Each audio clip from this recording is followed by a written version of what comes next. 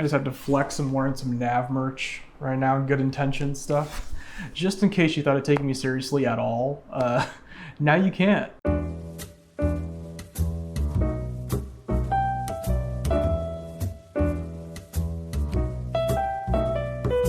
Welcome back to the Bobbeyonce review, everyone. I'm keeping that name until Beyonce sues me.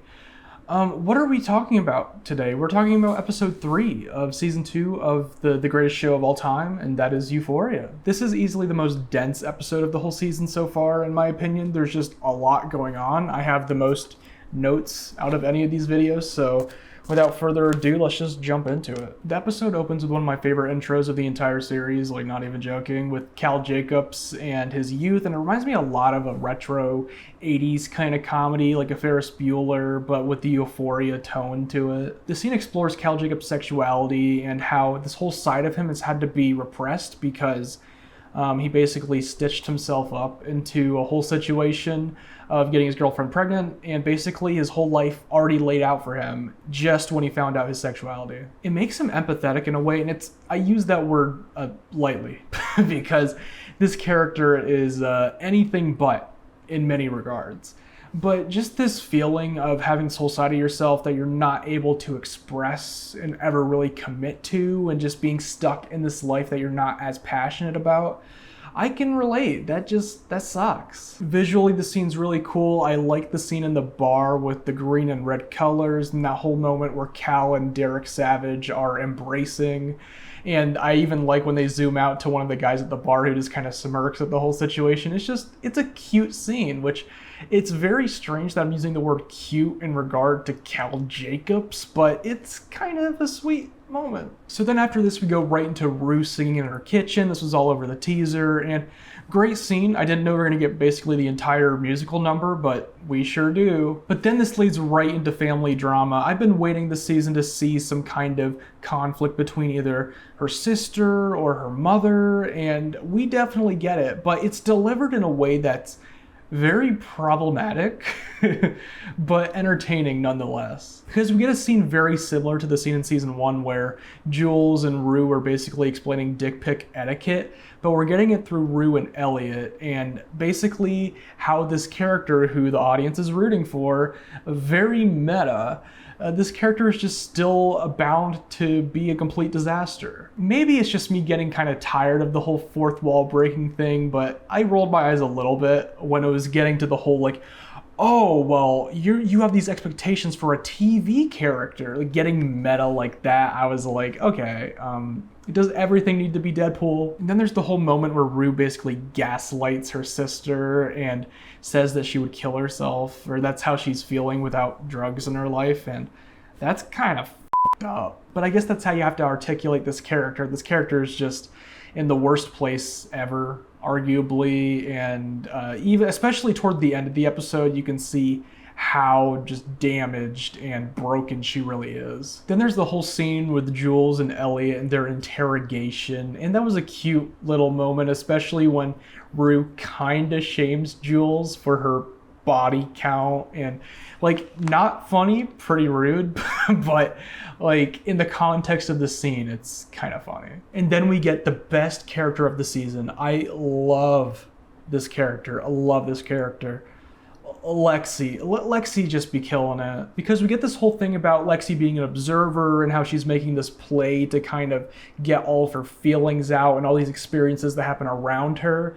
But then it cuts to this TLC mock-up kind of thing with Lexi explaining her artistic vision, kind of just everything going on, then having other characters in their little interview segments that look straight out of 90 Day Fiancé. This is the kind of creativity I love about Euphoria, because every time I think that Sam can't bring something new to the table or something innovative and fresh, he sure does it in spades. Easily one of the best moments of the series. It's funny, it's cute, but then we get to the part of the season I'm not as crazy about, and that's Cassie. If you've watched my past 2 videos, you'll know that I'm not crazy about what they're doing with this character, and this episode is no exception at all. Now they have her getting up at 4 a.m. to please Nate because she wants him to see how she's basically his.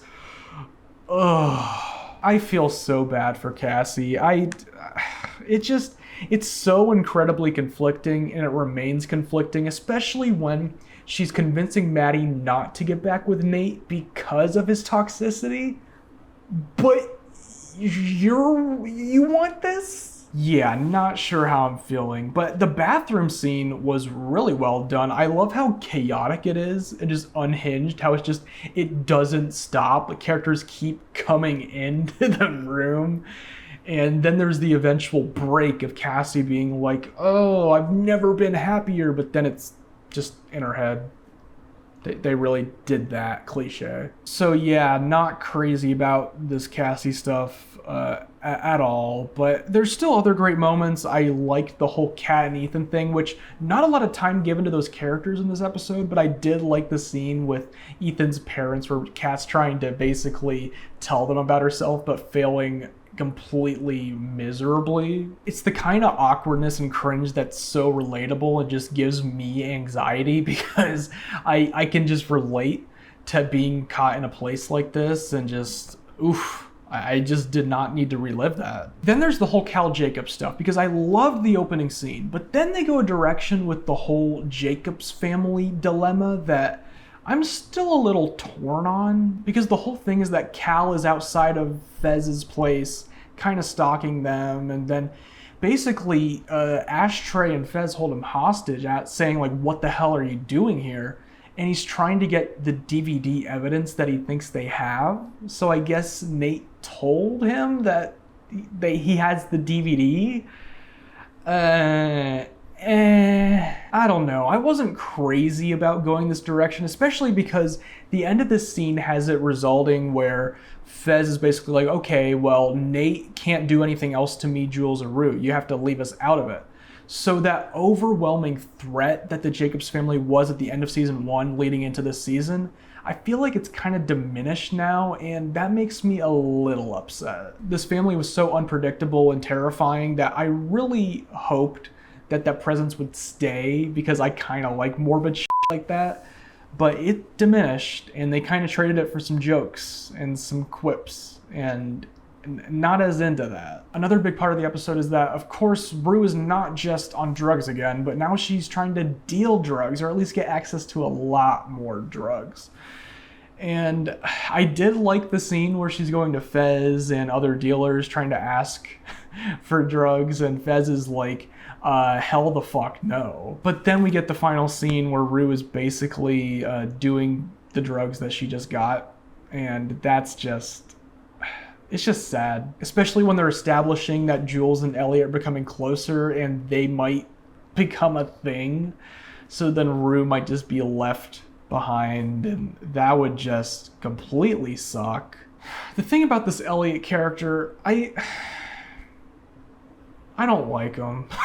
I have nothing against Dominic Fike personally. He seems like a really cool dude, but this character, man, he's the absolute worst, because one, he enables Rue's drug addiction, and two, he's basically trying to hook up with your girlfriend. Like, what are you doing? It just sucks. And I get that on some level he's giving Jules what Rue is failing to give her, and in that respect there would be more appeal to Elliot than Rue, but it bums me out, man, because you can tell that the pieces are in place for Rue's life to just completely go off the rails even more than they already are, and lose every connection, including that connection that she needed with Ali, which is gone by the end of this in a scene that's just so completely heartbreaking. The end of this episode is just going in a really dark place, and not in the way I thought the season was going to go. I was expecting more of the Jacobs drama, and there's a little bit of that. But it's going in the direction of Rue just losing it all.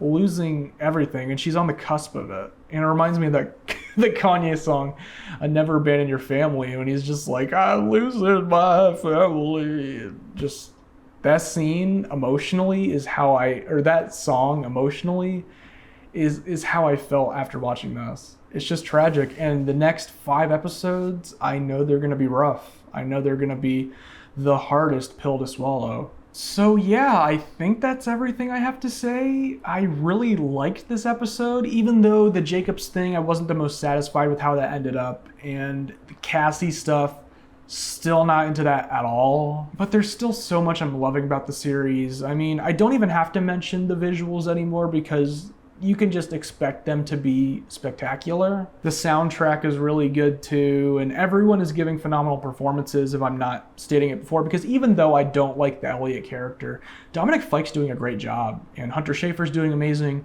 Maud Apatow, Queen, and of course Zendaya. I mean, Queen Z, how could we not love the Queen herself? So yeah, I think that's pretty much everything I have to say. I'm really loving this season. Even though there's some parts I'm not as crazy about, I'm still holding out. Maybe they'll improve in some ways. Who knows? I don't know. But yeah, thanks for watching. I really appreciate it. And, you know, like the video if you want. That's cool.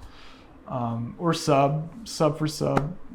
That's an old thing. Just subscribe if you'd like to. How are you feeling about this season? Are you liking it so far? Did you like this episode? Tell me what you thought down below. Let's engage. Let's have some fun. Let's be euphoriacs. Is that a thing? Euphoriacs? I'm coining it. And if you enjoy watching the channel but you're not as into the Euphoria stuff, let me know what you'd like to see. I mean, I'm more than happy to make a video on something else while I'm doing this, but this is obviously the focus right now. But thanks again for watching. I really appreciate it, and take care.